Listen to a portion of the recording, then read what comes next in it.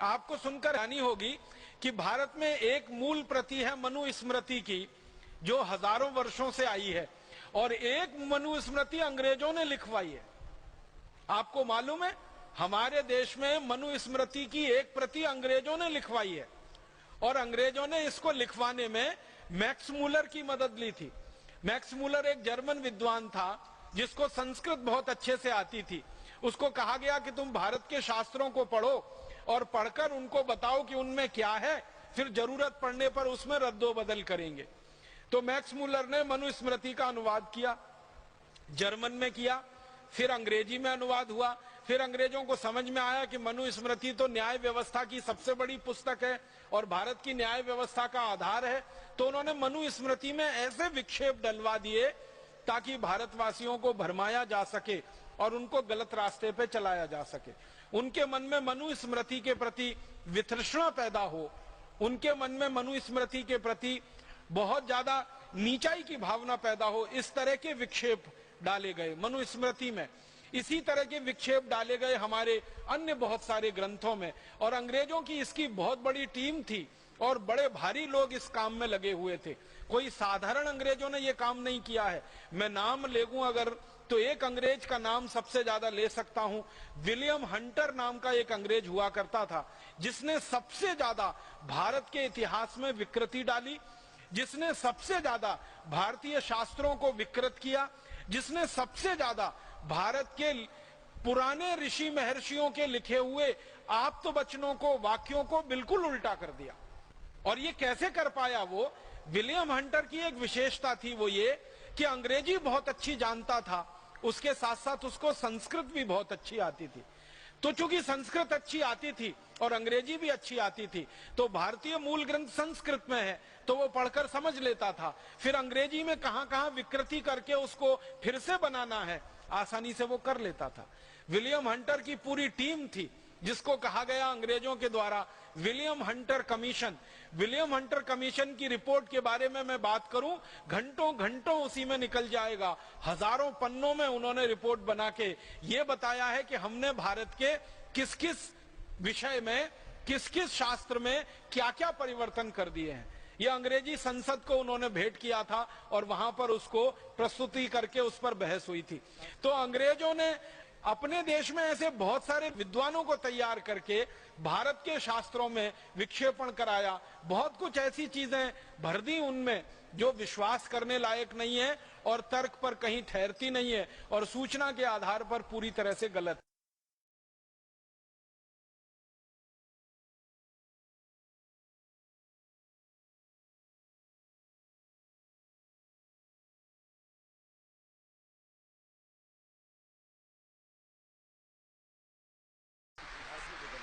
और हमारे देश में मैकॉले के द्वारा जो विषय तय किए गए, उनमें से एक इतिहास विषय, जिसमें मैकॉले ने यह कहा कि भारतवासियों को सच्चा इतिहास उनका नहीं बताना है, क्योंकि इनको गुलाम बना के रखना है, इसलिए इतिहास को विकृत करके भारत में पढ़ाया जाना चाहिए।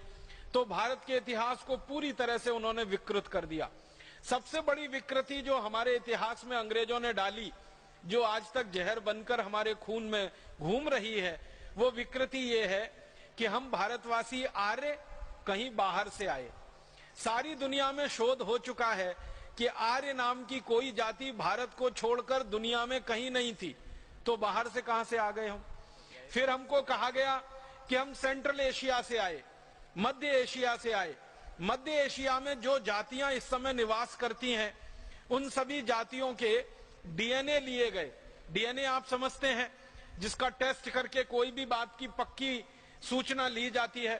तो दक्षिण एशिया में, मध्य एशिया में, पूर्व एशिया में, तीनों स्थानों पर रहने वाली जातियों के नागरिकों के रक्त इकट्ठे करके उनका डीएनए टेस्ट किया गया और भारतवासियों का डीएनए टेस्ट किया गया। तो पता चला कि भारतवासियों का डीएनए दक्षिण एशिया, मध्य एशिया, पूर्व एशिया के किसी भी जाति समूह से नहीं मिलता है।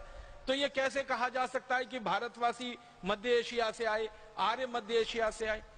इसका उल्टा तो मिलता है कि भारतवासी मध्य एशिया में गए, भारत से निकलकर दक्षिण एशिया में गए, पूर्व एशिया में गए, मध्य एशिया में गए और दुनिया भर में सभी स्थानों पर गए और भारतीय संस्कृति, भारतीय सभ्यता और भारतीय धर्म का उन्होंने पूरी ताकत से प्रचार प्रसार किया। तो भारतवासी दूसरी जगहों पर जाकर तो प्रचार प्रसार करते हैं, उसके प्रमाण हैं, लेकिन भारत में कोई बाहर से आर्य नाम की जाति आई, इसके प्रमाण अभी तक मिले नहीं और इसकी वैज्ञानिक पुष्टि भी नहीं हुई। इतना बड़ा झूठ अंग्रेज हमारे इतिहास में लिख गए और भला हो हमारे इतिहासकारों का उस झूठ को अंग्रेजों के जाने के 63 साल के बाद भी पढ़ा रहे हैं। अभी थोड़े दिन पहले दुनिया के जेनेटिक विशेषज्ञ जो हैं, जो डीएनए, आरएनए आदि आदि की जांच करने वाले विशेषज्ञ हैं, इनकी एक बड़ी भारी परिषद हुई थी, कॉन्फ्रेंस हुई थी। और वो कॉन्फ्रेंस का जो रिसर्च का बिल्कुल अंतिम निर्णय है वो ये कहता है कि आर्य भारत में कहीं बाहर से नहीं आए थे, आर्य सब भारतवासी ही थे, जरूरत और समय आने पर वो भारत से बाहर गए थे। अब आर्य हमारे यहाँ कहा जाता है श्रेष्ठ व्यक्ति को, जो भी श्रेष्ठ है वो आर्य है। कोई ऐसा जाति समूह हमारे यहाँ आर्य नहीं है। हमारे यहाँ तो जो भी जातियों में श्रेष्ठ व्यक्ति हैं वो सब आर्य माने जाते हैं। वो कोई भी जाति के हो सकते हैं, ब्राह्मण हो सकते हैं, क्षत्रिय हो सकते हैं, शूद्र हो सकते हैं, वैश्य हो सकते हैं। किसी भी वर्ण का कोई भी व्यक्ति अगर वो श्रेष्ठ आचरण करता है, हमारे यहाँ उसको आर्य कहा जाता है। आर्य कोई जाति समूह नहीं है, वो सभी जाति समूहों में श्रेष्ठ लोगों का प्रतिनिधित्व करने वाला व्यक्ति है। ऊंचा चरित्र जिसका है, आचरण जिसका दूसरों के लिए उदाहरण के योग्य है, जिसका किया हुआ, जिसका बोला हुआ, जिसका कहा हुआ दूसरों के लिए अनुकरणीय है, वो सभी आर्य हैं। हमारे देश में परम श्रद्धेय और परम पूजनीय स्वामी दयानंद जैसे लोग, महात्मा गांधी जैसे लोग, भगत सिंह, चंद्रशेखर, ऊधम सिंह, अशफाकुल्ला, तात्या टोपे, झांसी की रानी लक्ष्मीबाई, कित्तूर चन्नम्मा, ये जितने भी नाम आप लेंगे ये सभी आर्य हैं, ये सभी श्रेष्ठ हैं, क्योंकि इन्होंने अपने चरित्र से दूसरों के लिए उदाहरण प्रस्तुत किए हैं। इसलिए आर्य कोई हमारे यहाँ जाति नहीं है। राजा जो उच्च चरित्र का है उसको आर्य नरेश बोला गया, नागरिक जो हमारे यहाँ उच्च चरित्र के हैं उनको आर्य नागरिक बोला गया। भगवान श्री राम को हम आर्य कहे, आर्य नरेश कहा जाता था उनको। श्री कृष्ण को आर्य पुत्र कहा गया, अर्जुन को कई बार आर्य पुत्र का संबोधन दिया गया, युधिष्ठिर, नकुल, सहदेव को कई बार आर्य पुत्र का संबोधन दिया गया, या द्रौपदी को आर्य पुत्री का संबोधन कई जगह है हमारे शास्त्रों में। तो हमारे यहाँ तो आर्य कोई जाति समूह है ही नहीं, ये तो सभी जातियों में श्रेष्ठ आचरण धारण करने वाले लोग, धर्म को धारण करने वाले लोग आर्य कहलाए हैं। तो अंग्रेजों ने ये गलत हमारे इतिहास में घुसार दिया और इससे बड़ा एक विक्षेप हमारे इतिहास में डाला गया कि हम भारतवासी हजारों साल से गाय का मांस खाते रहे हैं। अब हजारों साल से कोई देश गाय का मांस खाता रहा हो, उस देश में गो हत्या को बंद कराने के लिए कोई अपना बलिदान कैसे दे सकता है? फिर एक मिनट के लिए आप ये सोचो कि अगर भारतीय समाज गाय का मांस खाने वाला समाज है तो फिर भारतीय समाज में गोरक्षा का आंदोलन क्यों होना चाहिए? गाय बचाने के लिए आंदोलन क्यों होना चाहिए? गाय की रक्षा करने के लिए हमारे नागरिकों ने अपना जीवन दिया है, वो जीवन उन्हें क्यों देना चाहिए? हमारे इतिहास में तो एक बहुत बड़ा उदाहरण मिलता है अमर शहीद मंगल पांडे का, जिन्होंने गोरक्षा से आंदोलन की शुरुआत की और देश की आजादी का आंदोलन वो बन गया पूरे भारतवर्ष में, और उसने आग लगा दी पूरे देश को। आप जानते हैं अमर शहीद मंगल पांडे को फांसी हुई थी, तो सवाल तो गाय की रक्षा का था।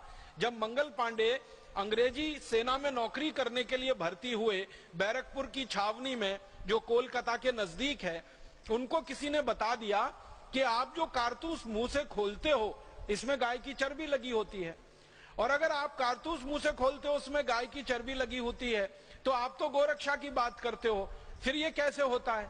तो मंगल पांडे को तो विश्वास नहीं हुआ। उन्होंने एक अंग्रेज अधिकारी को पूछा जिसका नाम था मेजर जनरल ह्यूसन। ह्यूसन को मंगल पांडे ने पूछा कि क्या ये बात सच है कि हमको जो कारतूस दिए जाते हैं उस पे गाय की चर्बी लगी रहती है? मेजर जनरल ह्यूसन ने ना हाँ कहा ना कहा। मंगल पांडे ने फिर पूछा, फिर उत्तर नहीं मिला, तो उनको गुस्सा आ गया और उनके हाथ में जो बंदूक थी, राइफल थी, उसको उन्होंने चला दिया और ह्यूसन को मार डाला। ह्यूसन की हत्या हो गई। और ये काम मंगल पांडे ने बहुत सोच समझ के किया था, पूरे होशो हवास में किया था और विवेक के साथ किया था। और ये घटना घटित हुई, आप जानते हैं 29 अप्रैल 1857 को मंगल पांडे को गिरफ्तार करके फिर उनके ऊपर मुकदमा चला। उस पूरे मुकदमे की सुनवाई के दौरान मंगल पांडे ने जो सबसे बड़ी बहस की, उन्होंने अपना वकील नहीं किया था, खुद अपनी बहस की। और उस बहस में वो बार बार ये कहते रहे कि मेरे भारत की जमीन पर अंग्रेज आए, हमारे देश पर उन्होंने कब्जा किया, हमारी गौ माता की हत्या की, हमको गुलाम बनाया, हमारी लूटपाट की, हम ये बर्दाश्त नहीं कर सकते। गाय हमारी मां है और हमारी मां का कोई अंग्रेज कत्ल करे, ये तो मैं बर्दाश्त नहीं कर सकता, इसलिए अंग्रेजों को तो मैं नहीं छोड़ सकता। अगर मुझे आपने जिंदा रखा तो और 2, 4, 5 अंग्रेज अधिकारियों को मैं ऐसे ही मारूंगा जैसे मैंने मेजर ह्यूसन को मारा। इस पर पूरे देश में क्रांति की और बगावत की शुरुआत हुई थी।